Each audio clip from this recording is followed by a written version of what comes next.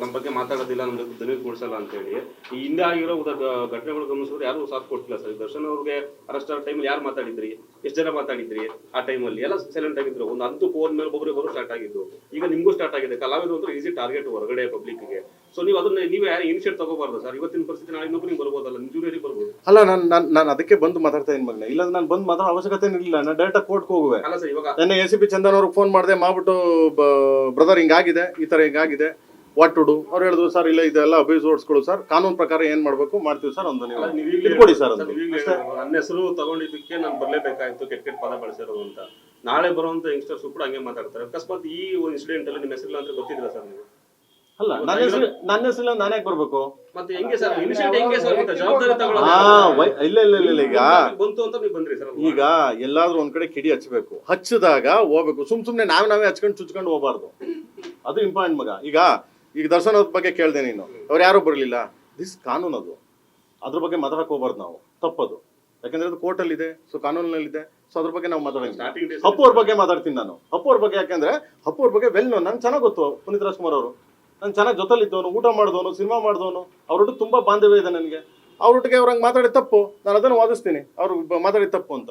ಈ ತರ ಬತ್ತೀನಿ ಬಿಟ್ರೆ ಸುಮ್ನೆ ಬರಲ್ಲ ಗುರು. ಸುಮ್ನೆ ಏನಕ್ಕೆ ಬರ್ಬೇಕು? ನೀವು ಕರೆದಾಗ ಬರ್ತೀನಿ ನಾನು. ಬೇಕಿದ್ರೆ anything is come fight. Yes, ಒಳ್ಳೇದಕ್ಕೆ ಫೈಟ್ ಮಾಡೋಣ, ತಪ್ಪೇನಿದೆ. ಯಾರ ಜೊತೆ ಸಿನಿಮಾ ಮಾಡ್ಲಿಕ್ಕೆ ಅವ್ರ ಜೊತೆ ಮಾತುಕತೆ ಆಗಿದ್ದು ಯಾವಾಗ? ಯಾರ ಜೊತೆ ಸಿನಿಮಾ ಮಾಡ್ಲಿಕ್ಕೆ?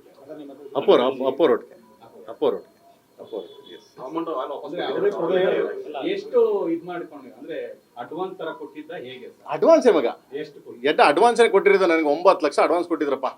9 ಲಕ್ಷ ಅಡ್ವಾನ್ಸ್ ಕೊಟ್ಬಿಟ್ಟು 3 ವರ್ಷ ಕಾಯಿಸಿದ್ರು ಬರ್ಲಿಲ್ಲ ಪಿಕ್ಚರ್ ಮಾಡಕ್ಕೆ.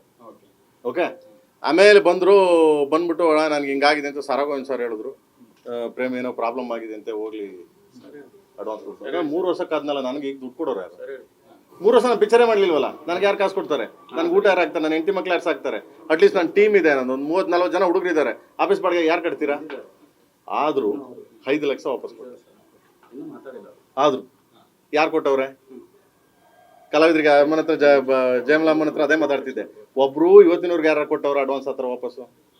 ನಾನು ಕೊಟ್ಟೆ. ನಾನು ಕರೆದ್ಬಿಟ್ಟು ಸರಾಗೊಂದವ್ರು ಇದಕ್ಕೆ ಇಟ್ಕೊಂಡೆ, ಅಧ್ಯಕ್ಷತೆಯಲ್ಲೇ ನಾನು ಕೊಟ್ಬಿಟ್ಟು ನಾನು ಕಳಿಸ್ತೆ ಹೋಗಿ ಅಲ್ವಾ? ಕ್ಲಿಯರ್ ಅಲ್ವಾ? ಅದಾದ್ಮೇಲೆ 4 ಲಕ್ಷ ಕೊಡು, 4 ಲಕ್ಷ. ಅದಾದ್ಮೇಲೆ ಏನ್ ಪ್ರಾಬ್ಲಮ್ ಆಯ್ತು? ನನ್ನ ಆಫೀಸ್ ಮುಂದೆ ಬಂದ್ರು, ಗೊತ್ತಿರ್ಬೇಕು ನಿಮ್ಗೆ. ಅದು ಅಲ್ಲಿಂದ ನನಗೆ ಇದಾಯ್ತು. ತಪ್ಪದು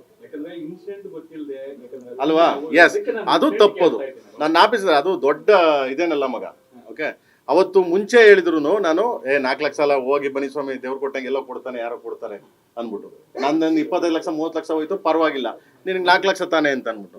ಯಾವಾಗ ಅವ್ರು ಬಂದ್ಬಿಟ್ಟು ನನಗೆ ದುಡ್ಡು ಕೊಡಬೇಕು, ದುಡ್ಡು ಕೊಟ್ಟಿದ್ದು, ಆಮೇಲೆ ಹೇಳಿದ್ದು, ಇಲ್ಲಿ ಚೇಂಬರ್ಗೆ ಲೆಟರ್ ಕೊಟ್ಟಿದ್ದೀನಿ, ನನಗೆ ಇನ್ನೂ ದುಡ್ಡು ಬರ್ಬೇಕು, ಆ್ಯಕ್ಚುಲಿ ನನಗೆ ಬೇಡ, ಪರವಾಗಿಲ್ಲ, ಅವ್ರಿಗೆ ಕಷ್ಟದಲ್ಲಿದ್ದಾರೆ ಅಂದರೆ ತಗೊಳ್ಳಿ ಏನ್ಬಿಟ್ಟು ಕೊಟ್ಬಿಟ್ಟು ಚೇಂಬರ್ಗೂ ಹೇಳ್ಬಿಟ್ಟು ಹೋಗಿದ್ದೀನಿ, ಸರಾಗೊಂದು ಎಲ್ಲರಿಗೂ ಹೇಳ್ಬಿಟ್ಟು ಹೋಗಿದ್ದೀನಿ. ಅದಾದ್ಮೇಲೆ ಇದಾಗಿರೋದು. ಆಯ್ತಾ? ಸೊ ಇನ್ನು ಮಿಕ್ಕಿದೆಲ್ಲ ಅವ್ರು ತಗೊಳ್ಳಿ. ಸೊ ಕೋರ್ಟಲ್ಲಿ ಬರ್ತಿ ತಗೊಳ್ಳಿ. Okay, thank you so much.